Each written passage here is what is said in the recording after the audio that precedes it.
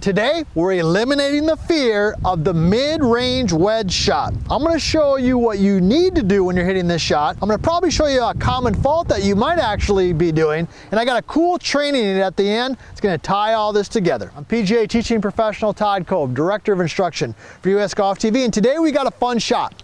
It's about a 50-yard to 70-yard shot. And in this scenario, for a lot of golfers, maybe you've hit a beautiful drive on a short par 4 and you're thinking birdie, but you don't know what to do, or you've hit two great shots on a par 5 and you are sitting in what I like to call the garden spot. You're thinking birdie, but yet you struggle with this shot. So let's first of all talk about club selection. I brought 3 wedges here. I've got a pitching wedge, I've got my 54, and I've got my 58. Now, the first thing that I think a lot of golfers are doing when you struggle with this type of shot is you're using your most lofted club and you're just trying to rip it. You're making a full swing with a lot of loft, which causes the ball to go up in the air. And that makes it difficult to control your distance. So the first tip I want to give you is don't use your 58 for this shot.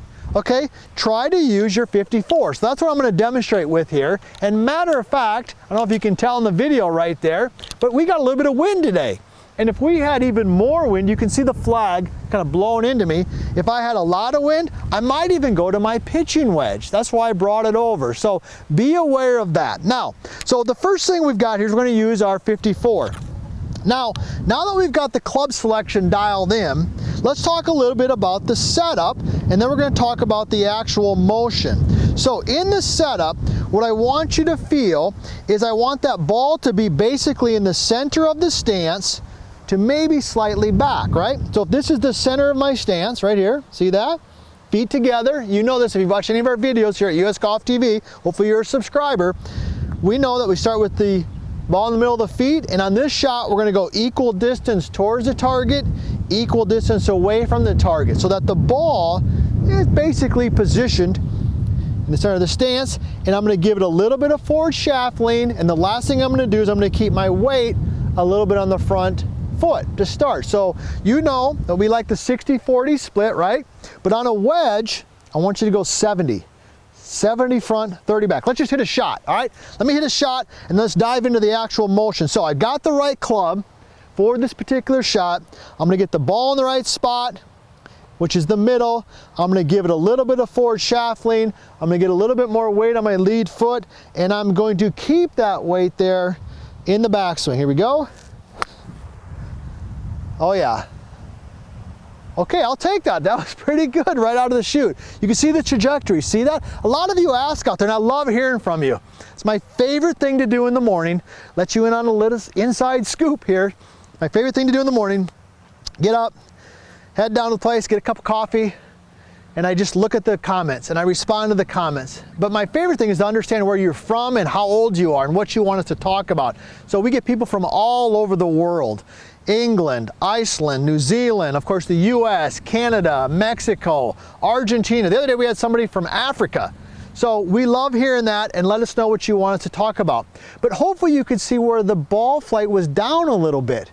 By getting the ball back of center slightly, by keeping that weight a little forward with a tiny bit of forward shaft lean, and here's the key, by using a little less lofted club, I'm able to control that trajectory.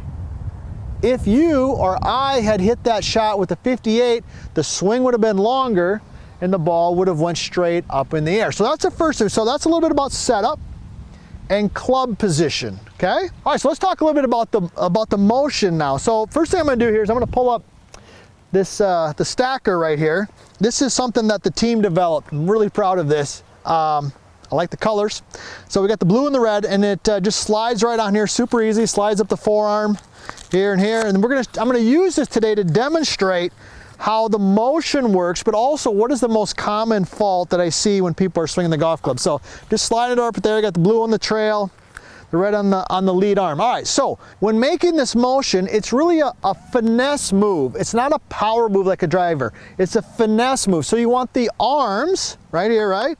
I want the arms working in unison with the body. So let me just go ahead and hit a shot here. Let me get a ball placed up here. All right, I know the setup. I know where I need to be. I'm gonna put the stacker, it just fits together like that, super easy. So what you'll notice is it joins my arms together, but it connects me, my arms, my body together. So let me just go ahead and hit a shot. You can see how simple this is. Here we go. I caught that one that's maybe a little hot. Not too bad, okay? So when you're making this motion, you want your arms and you want your body working together. Now when you're hitting a driver and you're looking for power, the arms and the body aren't necessarily going the same rate because you're looking for acceleration. You're looking to increase speed. But in a pitch shot or a longer shot, like a mid-range wedge shot like this, okay, let's hit another one here. It's gonna join it up, super easy, there we go. Make a couple practice swings. Stacker keeps my arms together, working with my body. All right, now I've got the feel. Ball in the center, a little bit of forward shaft lean, 70% weight, lead foot. All right, that was a little bit better, a little softer. Perfect, all right. So that's the motion, arms and body working together. So that's a little bit about club selection, setup, and motion. But what's the most common fault? What's the most common fault that could be causing you to struggle with this shot? Well, first of all, if you're struggling with this shot, put it in the comments. What are you seeing? Are you chunking it? Are you hitting it thin? Sculling it, shanking it? What does it look like? Okay?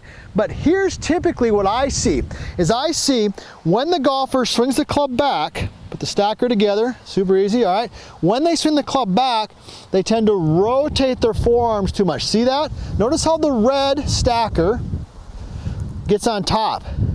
And when the red stacker gets on top and the blue stacker goes underneath, the club goes inside. Now when you do that, the club gets back and behind us. We talk a lot about this in our vertical line swing system, all right? And in our book, The Bad Lie, that when the club comes too far inside, the bottom of the swing works backwards, okay? And you know what happens? You expose that nasty spot right there, right? And you hit that S word, which we're not gonna talk about. But when you swing the club back, what you should be feeling is that the arms are working in unison, all right? And that the club is staying more in front. Now with the stacker, that's why I love this, is why we designed it. All I gotta do is keep the blue on top. See that? When the blue's on top, the club's in front. When the red's on top, the club is underneath. Let's go ahead and hit another shot. Here we go. All right, so stacker together, feet together, no forward shaft lean, weight left. I'm gonna keep the blue stacker on the top.